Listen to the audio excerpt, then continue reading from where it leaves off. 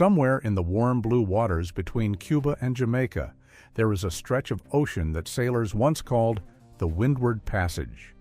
Pull back far enough and you can see it on a map. A narrow corridor of deep water squeezed between two massive islands, with the open Atlantic on one side and the Caribbean Sea on the other. Every Spanish treasure galleon heading home from the New World had to pass through here. Every merchant ship loaded with sugar, tobacco, and indigo had to thread this needle. And every pirate who ever lived knew it. Now zoom out a little further.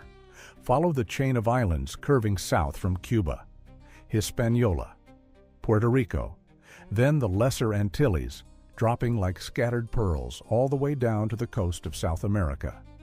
This entire arc of islands created hundreds of hidden coves, shallow inlets, and uncharted harbors where a fast ship could disappear in minutes. This was the hunting ground. This was where fortunes were stolen, empires were humiliated, and ordinary sailors became legends. And somewhere in this sprawling maze of water and islands, a ship became the most famous pirate vessel in history. You know its name, the Black Pearl. But here is what the movies never told you. The Black Pearl was not invented by Hollywood screenwriters sitting in an air-conditioned office in Los Angeles. The idea behind that ship, the concept of a dark, fast, terrifying vessel that could outrun anything on the ocean, came from real ships that actually sailed these waters. Ships with real captains, real crews, and real blood on their decks. So forget Captain Jack Sparrow for a moment. Forget the Kraken and the cursed Aztec gold. The true story behind the Black Pearl is stranger, more violent, and far more interesting than anything Disney ever put on screen. To understand it, we need to go back to the early 1700s, to a time when the Caribbean was the most dangerous place on Earth. The year is 1713. The War of the Spanish Succession has just ended, and across the Caribbean, something terrifying is happening. Thousands of trained sailors, men who spent years fighting for the British Royal Navy, are being dumped on shore with no jobs, no money, and no prospects. These were not farmers or shopkeepers. These were men who knew how to sail, how to fight, how to navigate by the stars, and how to load a cannon in under 90 seconds. The Crown had used them when it needed them, and now that the war was over, the Crown had thrown them away like broken tools. So what did these men do? Exactly what you would expect. They kept sailing. They kept fighting. They just stopped doing it for the king. Within 2 years, the Caribbean exploded with piracy. Nassau in the Bahamas became a pirate republic. Tortuga was already a lawless haven. Port Royal in Jamaica, once called the wickedest city on earth, was rebuilding after an earthquake had literally swallowed half of it into the sea, and pirates filled the power vacuum. This was the golden age of piracy, and it lasted roughly from 1713 to 1726, just 13 years.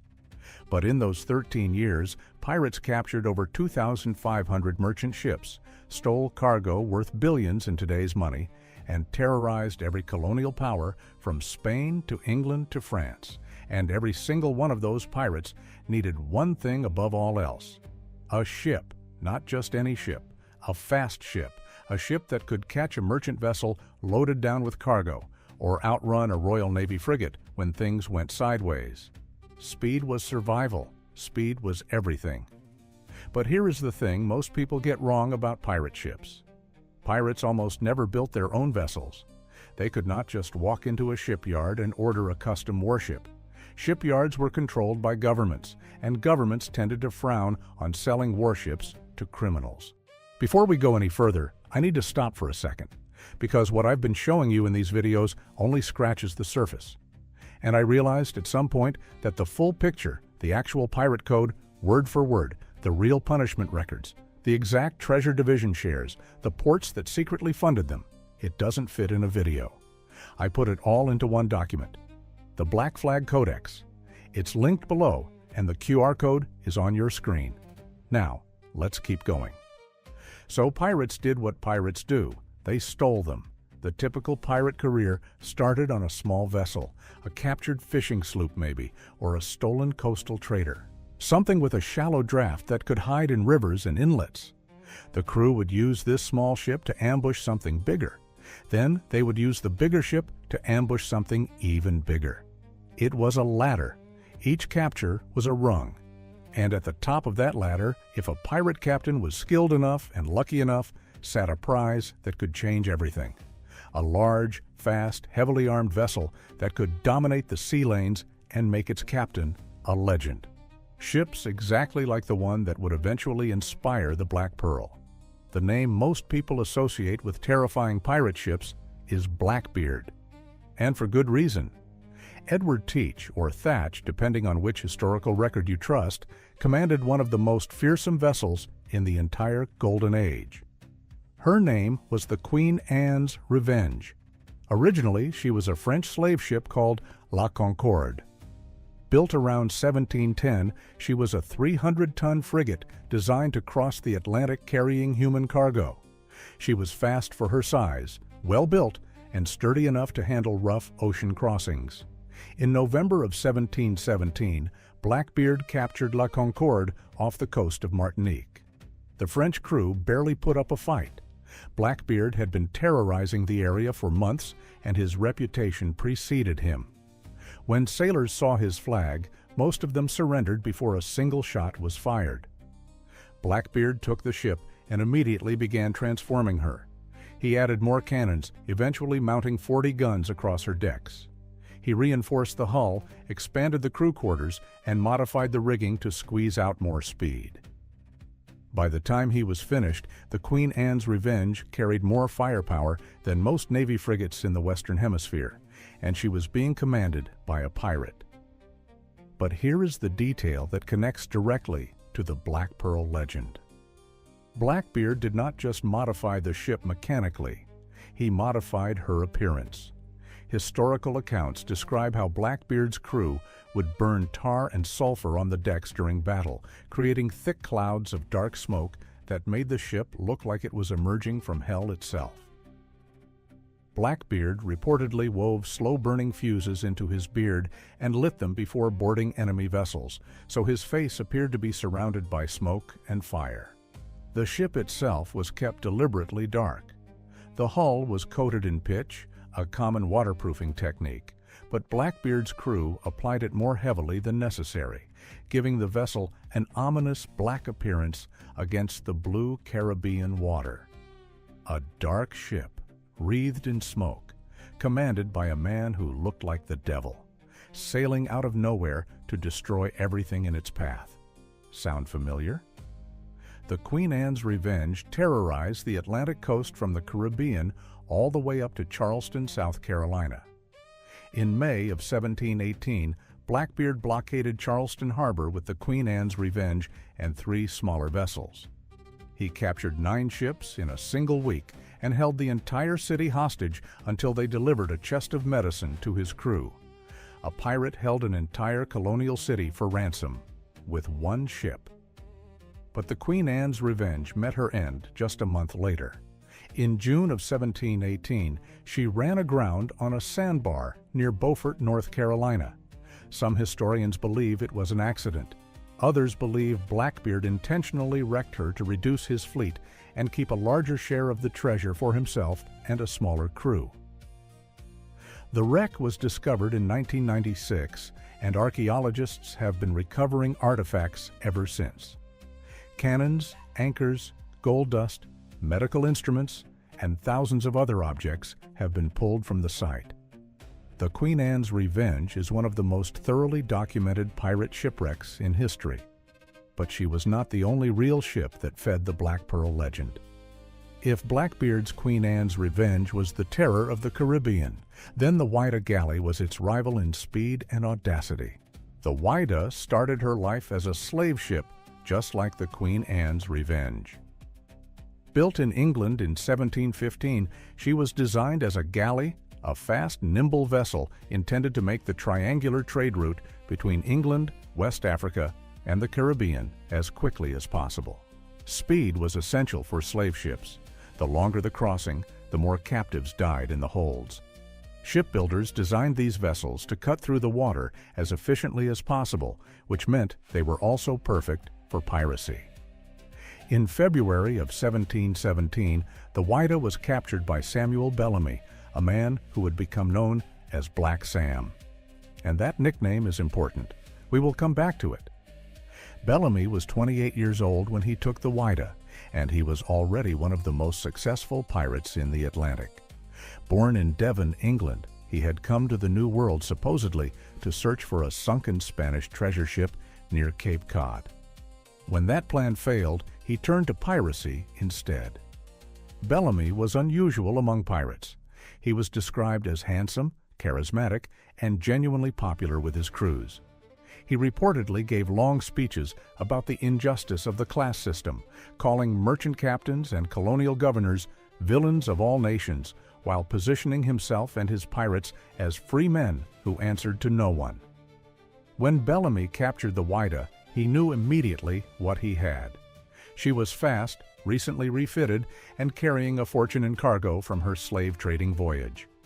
Bellamy transferred his flag to the Whydah and began upgrading her. He added 28 cannons, bringing her total to over 30 guns.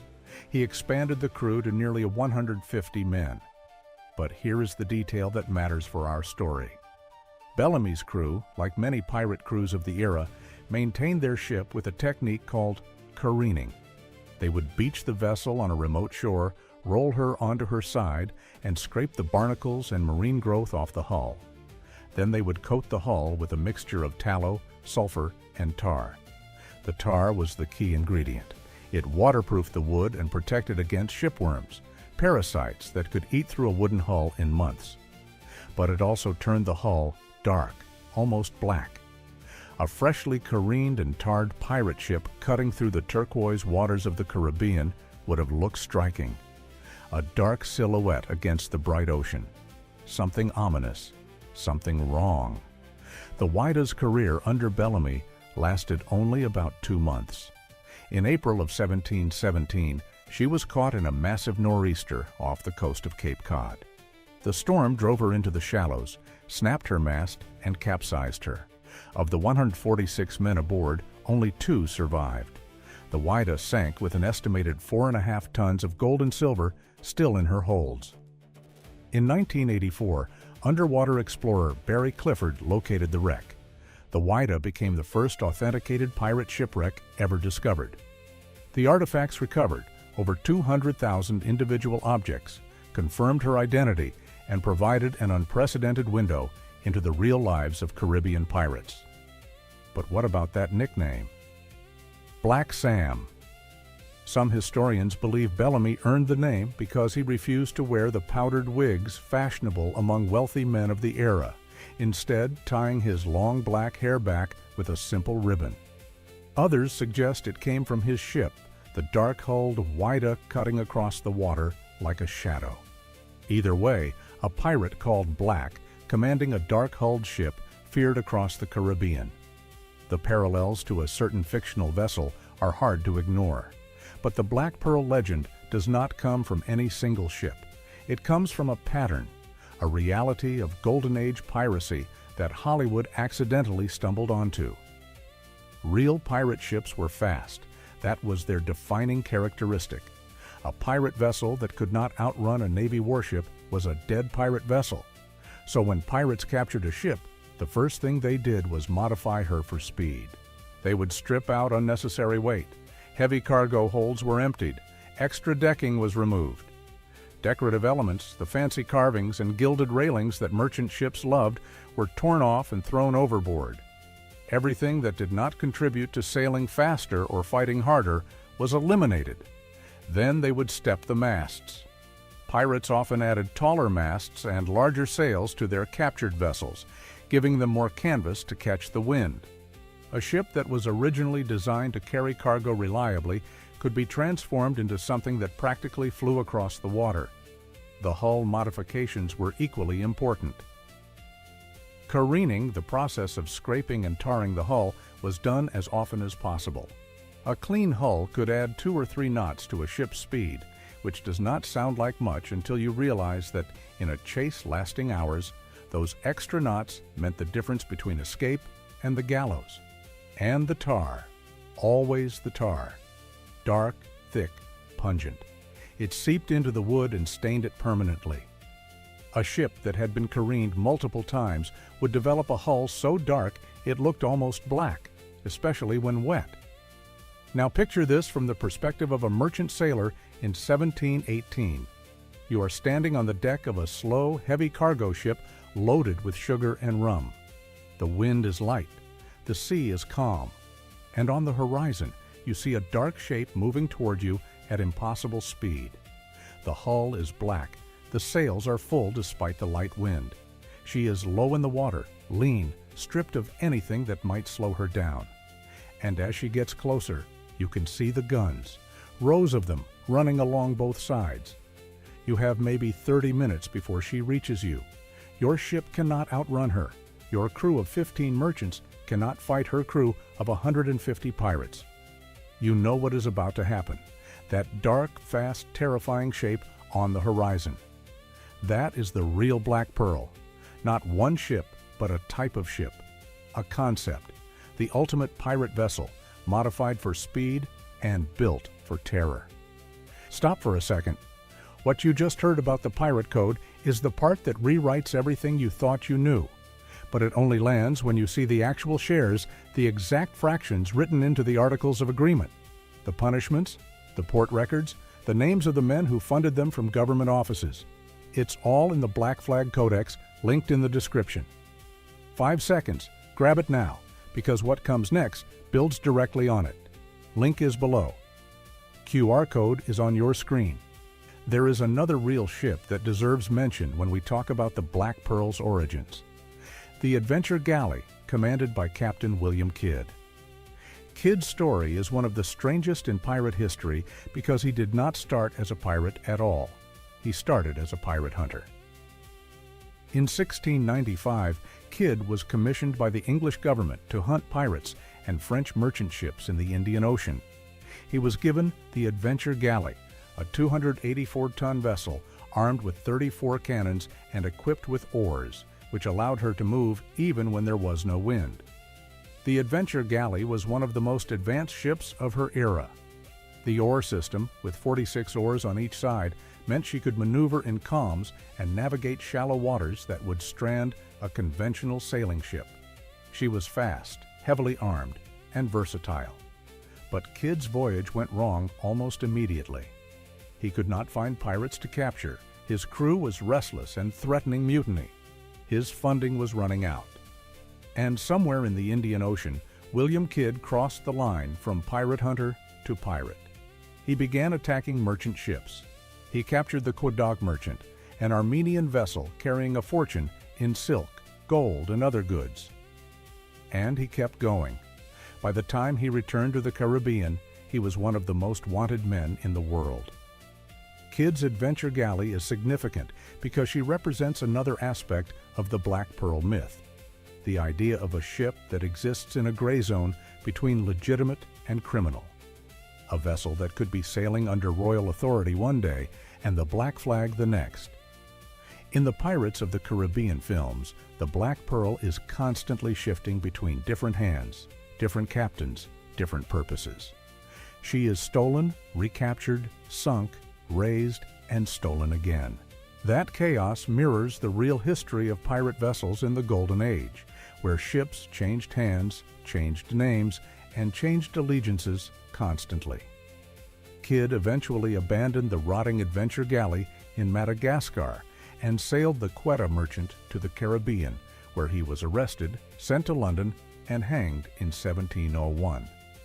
His body was displayed in a metal cage over the Thames River for 3 years as a warning to other pirates. The Quedagh Merchant was discovered in 2007, sitting in just 10 feet of water off the coast of the Dominican Republic. She had been there for over 300 years, within sight of the shore, and nobody had known. Now we need to talk about the ship you actually see in the movies. Because the physical Black Pearl, the one that sailed across cinema screens in 2003, has her own strange story. The production team for Pirates of the Caribbean. The Curse of the Black Pearl needed two versions of the ship. One was a full-scale sailing vessel that could actually move through water. The other was a stationary set piece built on a soundstage for interior and close-up shots. For the sailing version, the production acquired a steel-hulled barge and transformed her into what appeared to be an 18th century pirate ship. The superstructure, the masts, the rigging, the hull decorations, all of it was built on top of this modern barge. From a distance, she looked like a genuine tall ship. Up close, she was Hollywood magic. The design team studied real pirate-era vessels extensively. They looked at ship plans from the early 1700s, examined museum models, and consulted with maritime historians. But they also made deliberate choices to deviate from historical accuracy in favor of visual impact. The Black Pearl in the films is significantly larger than any real pirate ship from the Golden Age. Her hull is impossibly dark, almost supernaturally so. Her sails are torn and black, which no real pirate would ever allow because damaged sails meant reduced speed, and reduced speed meant death. But the torn black sails became the ship's most iconic visual element. They communicated something that historical accuracy never could. This was not just a pirate ship. This was a ghost ship, a vessel that existed outside normal rules. The production also gave the Black Pearl exaggerated speed. In the film's mythology, the Black Pearl is nigh uncatchable, faster than any other ship in the Caribbean. This directly mirrors the real priority of Golden Age pirates: speed above all else. The ship was painted with a special matte black finish that absorbed light rather than reflecting it, giving her a flat, ominous appearance on screen. Real pirate ships coated in tar would have had a similar quality, absorbing sunlight rather than gleaming like the varnished merchant vessels of the era. So while the Black Pearl on screen was a fantasy, she was a fantasy built on real foundations. The dark hull from tar, the emphasis on speed, the intimidating silhouette, the sense that this ship could appear from nowhere and disappear just as quickly. All of that came from real history. There is one more piece of the real Black Pearl story that almost never gets discussed: the flags.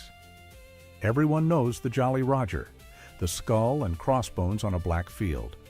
But the history of pirate flags is far more complex and far more connected to the black ship mythology than most people realize. In the early Golden Age, pirates typically flew two flags. The first was a red flag, called the Jolie Rouge in French, which roughly translates to pretty red. This red flag meant the pirates intended to fight and would offer no quarter. If you saw a red flag, it meant surrender immediately or die. The second flag was black, and the black flag had the opposite meaning. A black flag meant the pirates were willing to negotiate. Surrender peacefully, hand over the cargo, and you would probably survive. Over time, pirates began adding symbols to their black flags to distinguish themselves. Blackbeard's flag showed a skeleton holding an hourglass and stabbing a heart. Bartholomew Roberts had a flag showing himself and a skeleton holding an hourglass together.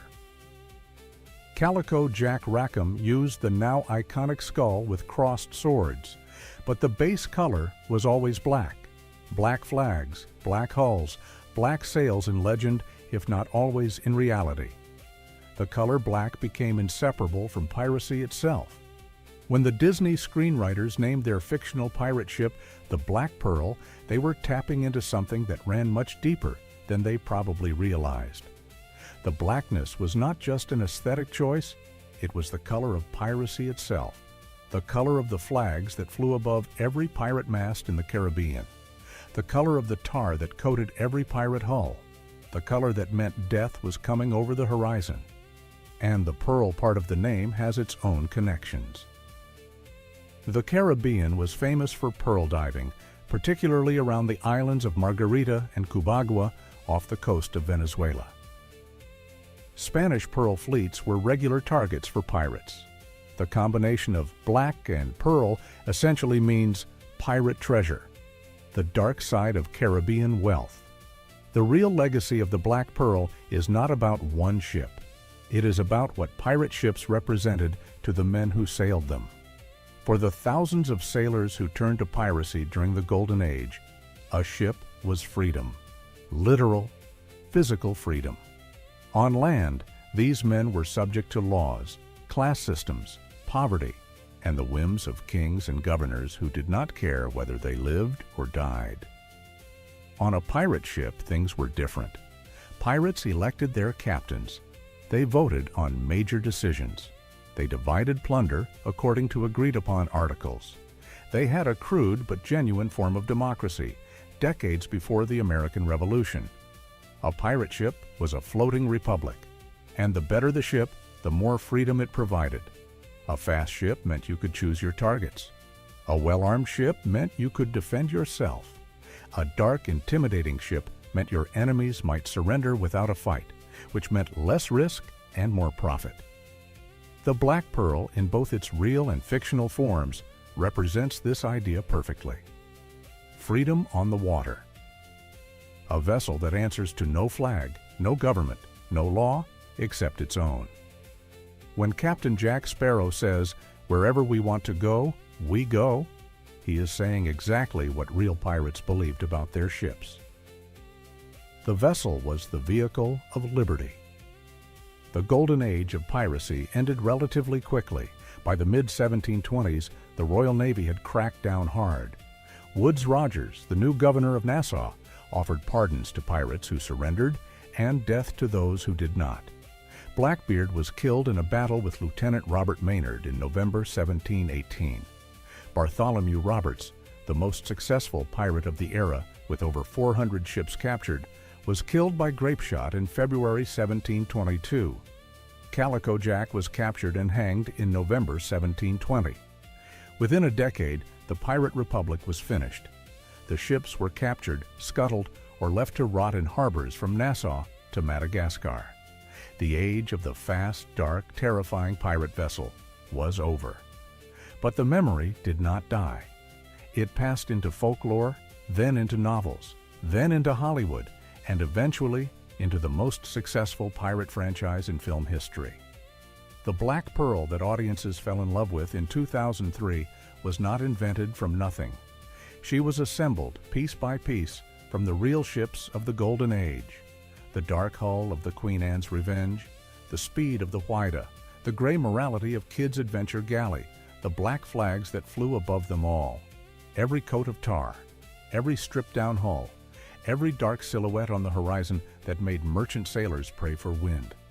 The Black Pearl was always real. She just had different names. The next time you watch Pirates of the Caribbean and the Black Pearl appears on screen with her torn sails and impossibly dark hull, remember this: you are not looking at fiction.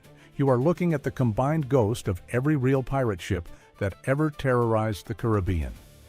The Queen Anne's Revenge pulling into Charleston Harbor with 40 cannons loaded. The Whydah racing through the Atlantic with 4.5 tons of gold in her belly. The Adventure Galley, her oars churning through calm water while sailing ships sat helpless. Every one of them fast, every one of them dark, every one of them feared. The Black Pearl is all of them. And she always was. If you want to see which real pirate ship had the most insane story from capture to destruction, that video is on screen right now. Subscribe so you do not miss it. I cover pirate history and maritime legends every week.